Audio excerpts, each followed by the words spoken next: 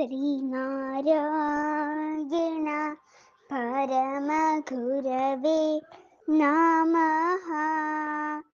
ഓം ശ്രീ ശാരദാംബികായേ നമഃ.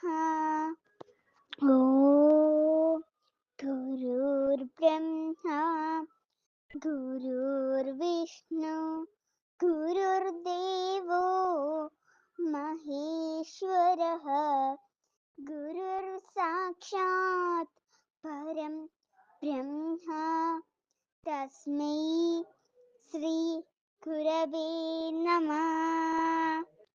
ശ്രീ ഗുരുവും ശ്രീ ശാരദയും കുടുംബത്തിലെ ബഹുമാന്യനായ ആചാര്യൻ മനോജ് ശാസ്ത്രി അവറുകൾ, ആചാര്യ സുലേഖ മാം, കോർഡിനേറ്റർ അനിലങ്കിൾ, അഡ്മിൻ പാനൽ അംഗങ്ങളായ പ്രിയപ്പെട്ട ആന്റിമാർ, ഗ്രൂപ്പിലെ സ്നേഹവതികളായ അമ്മമാർ, ബാലവേദിയിലെ പ്രിയ കൂട്ടുകാരെ, കുടുംബത്തിലെ സ്നേഹം നിറഞ്ഞ അംഗങ്ങളെ, എല്ലാവർക്കും എൻ്റെ വിനീതമായ നമസ്കാരം.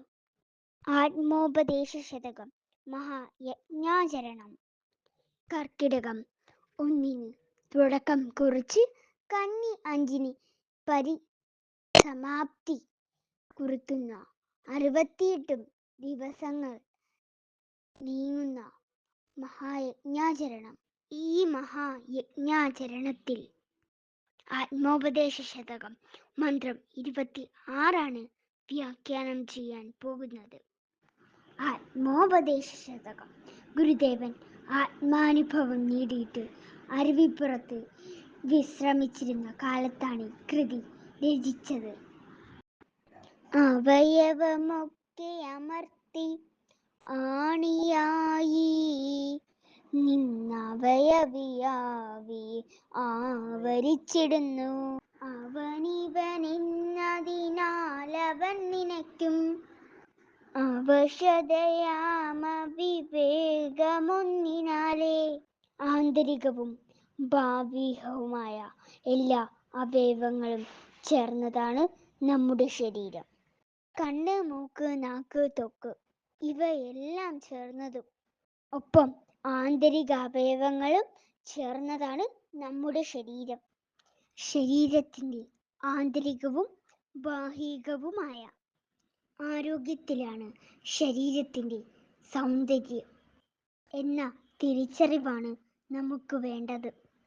മനുഷ്യൻ എന്ന് പറഞ്ഞാൽ സ്വസ്ഥതയും അസ്വസ്ഥതയും മാറി മാറി അനുഭവിക്കുന്ന ഒരു പ്രതിഭാസമാണ്. അവയവമൊക്കെ അമർത്തി എന്ന് വച്ചാൽ ബുദ്ധി, മനസ്സ്, ഇന്ദ്രിയങ്ങൾ, ശരീരം എന്നീ അവയവങ്ങളെല്ലാം ചേർന്ന് ലയിപ്പിച്ചുകൊണ്ട് എന്നാണ് അർത്ഥമാക്കുന്നത്. ആണിയായി നിന്നവയവി എല്ലാ പ്രവർത്തനങ്ങളുടെയും കേന്ദ്രമായ ജീവൻ.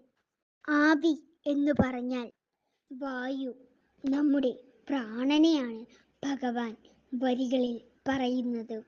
ഗാഢനിദ്രയിലേക്ക് പ്രവേശിക്കുമ്പോഴും നാം ഈ അവയവങ്ങളും ജീവനും ഉൾക്കൊള്ളുന്നു.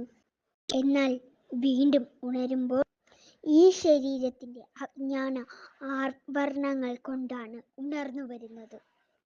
അവൻ എന്നാൽ ആ ജീവൻ അവശതയാ താൻ അറിയാതെ തന്നെ പിടികൂടിയിരിക്കുന്ന അവിവേകം ഒന്നിനാലെ, അജ്ഞതം ഒന്നുകൊണ്ട് മാത്രം അവൻ ഇവൻ, അവൻ വേറെ ഇവൻ വേറെ എന്ന് നിனைക്കുന്നു എന്നും പലതായി കരുതുവാൻ ഇടവരുന്നു.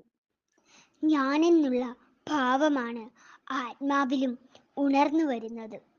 അവൻ ഇവൻ വേറെയാണ് എന്ന അവിവേകമായ ചിന്ത വെടിഞ്ഞാൽ നാം എല്ലാം ഒന്നാണ്.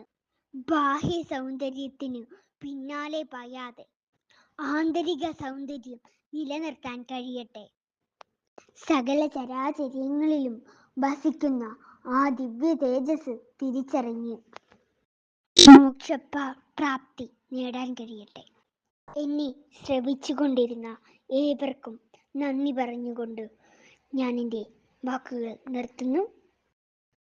നന്ദി, നമസ്കാരം. ഗുരുദേവ ധർമ്മം വിജയിക്കട്ടെ.